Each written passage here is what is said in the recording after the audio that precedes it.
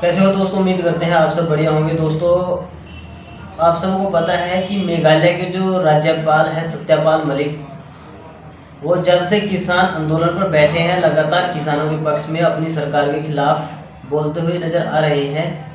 अभी हाल ही में उन्होंने एक ताज़ा बयान में सरकार पर जो एलिगेशन लगाए हैं, जिस प्रकार से उन्होंने अपनी ही सरकार को सुनाया है, वो बहुत ही तारीफ के काबिल बयान है उनका दोस्तों। लेकिन उससे पहले मैं आपको उनके बयान के बारे में बताना चाहूँगा। दोस्तों, मीडिया से बातचीत के दौरान किसानों के मुद्दे पर बोलते हुए उन्होंने कहा कि अगर मोदी सरकार एमएसपी पर गारंटी कर दे तो यह मुद्दा हल हो जाएगा। किसानों द्वारा एमएसपी की मांग की जा रही है तो सरकार इसका हल क्यों नहीं निकाल रही।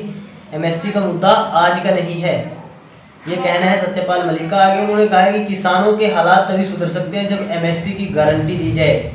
अगर एमएसपी नहीं है तो देश के किसान बर्बाद हो जाएंगे। एमएसपी के मुद्दे को छोड़कर किसान संगठन सरकार के साथ कोई भी समझौता नहीं करेंगे। यानी अगर सरकार एमएसपी को साथ नहीं जोड़ती तो किसान जो संगठन है वो किसी भी मुद्दे पर समझौता नहीं करेंगे, उनका ये कहना है। दोस्तों, आप उनके ही मुंह से उनका बयान सुने।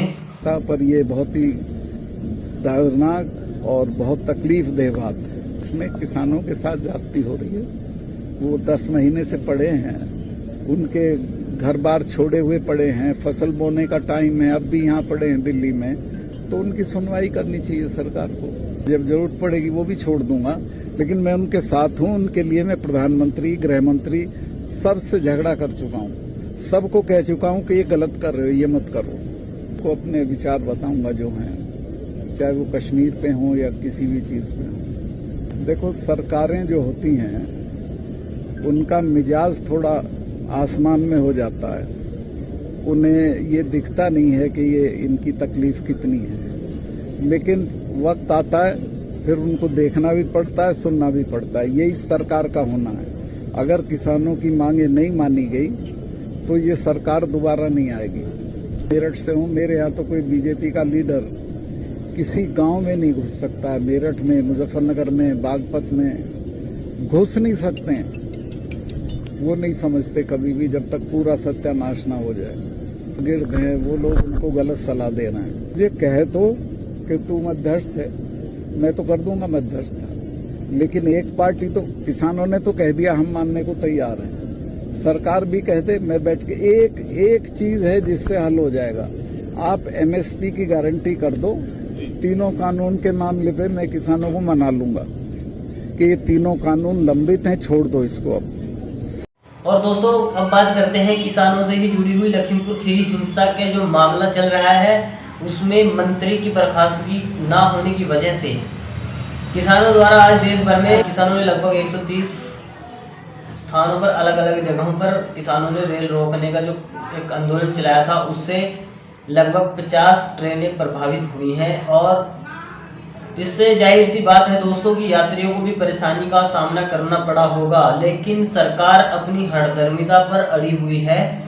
सरकार किसानों की, ना तो दोस्तों किसानों की जो कानून वाली मांग है उनको पूरा करती हुई नजर आ रही है, और ना ही दोस्तों मंत्री की बर्खास्तगी वाली मांग पर किसानों की सरकार कोई सुनवाई कर रही है। आप दोस्तों जानते हैं, किसान लगभग 1 साल के करीब होने को आया है, किसान अपनी मांगों को लेकर अड़े हुए हैं। दोस्तों, जब सत्ता में नहीं आई थी ये सरकार, तो उससे पहले ये किसानों की आय को दोगुनी करने के जो वादे करती थी, वो वादे अब धरे के धरे रह गए। क्योंकि दोस्तों, किसानों की जो हालात आज से लगभग 7 साल पहले थी वो अब नहीं है, क्योंकि जो किसान थे वो निरंतर गरीब होते जा रहे हैं। आप दोस्तों जानते हैं कि 70% लगभग किसान है भारत देश के अंदर। भारत की जनसंख्या है उसका 70% हिस्सा किसानी से जुड़ा हुआ है। चाहे उसमें दिहाड़ी मजदूर लगाओ दोस्तों, चाहे छोटा व्यापारी लगाओ दोस्तों, लगभग हर व्यक्ति 70% व्यक्ति किसानी से, खेती से जुड़ा हुआ है, और वो लगातार गरीब होता जा रहा है इस सरकार की नीतियों की वजह से और इस सरकार की हठधर्मिता की वजह से। दोस्तों, आपको एक वीडियो और दिखाना चाहूँगा जो कि है पंजाब के किसानों से जुड़ी हुई। दोस्तों, पंजाब सरकार ने, यानी चरणजीत सिंह चन्नी जो वहाँ के नए मुख्यमंत्री हैं, उन्होंने वहाँ पर जो किसानों के या गरीब मजदूरों के बिल थे बिजली के, उनको एक भट्टी जलाकर उसमें फूंक दिया है। और आप देख सकते हैं वीडियो में किस प्रकार उन्होंने एक पूरे तरह से उन बिलों को आग लगा दी। जो बताया जा रहा है कि बिल थे वो माफ़ कर दिए गए हैं, यानी उनको जला दिया गया है पूरी तरह से, जिनकी वजह से गरीब लोगों के कनेक्शन काट दिए गए थे और हुक्म दिया गया है कि दोबारा से उनके कनेक्शन को चालू किया जाए।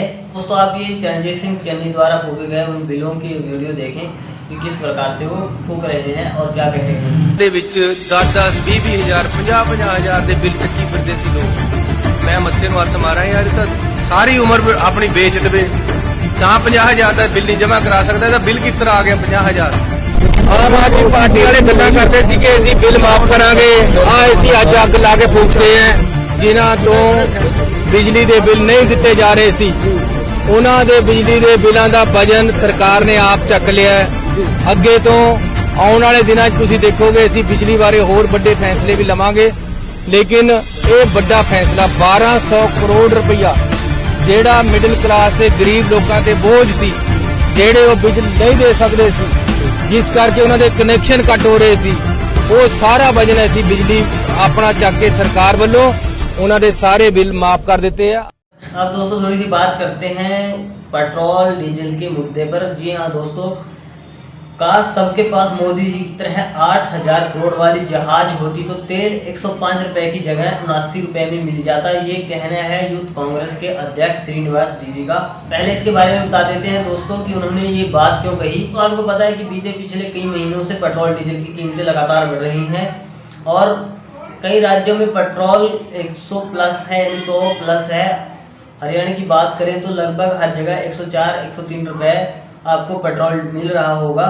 इसी में जानकारी के मुताबिक दोस्तों भारत में पेट्रोल एविएशन टरबाइन फ्यूल यानी कि विमान के ईंधन से भी 33% ज़्यादा महंगा हो चुका है। यानी दोस्तों जो जहाज में तेल डलता है और ये जो बाइक में, मोटरसाइकिलों में या गाड़ी में जो तेल डलता है, ये जहाज के तेल से 33% ज़्यादा महंगा है। जहां ATF यानी कि विमान का ईंधन 79 रुपये लीटर है, वहीं देश की राजधानी सहित कई राज्यों में 100 प्लस पेट्रोल आपको मिल रहा है। इसमें दोस्तों सितंबर के आखिरी हफ्ते से अब तक पेट्रोल लगभग 16 बार महंगा हो गया, वहीं डीजल 19 बार। देश में बढ़ रही महंगाई के मुद्दे पर लगातार मोदी सरकार फेल है और विपक्षी दल इस पर लगातार आवाज भी उठा रहे हैं।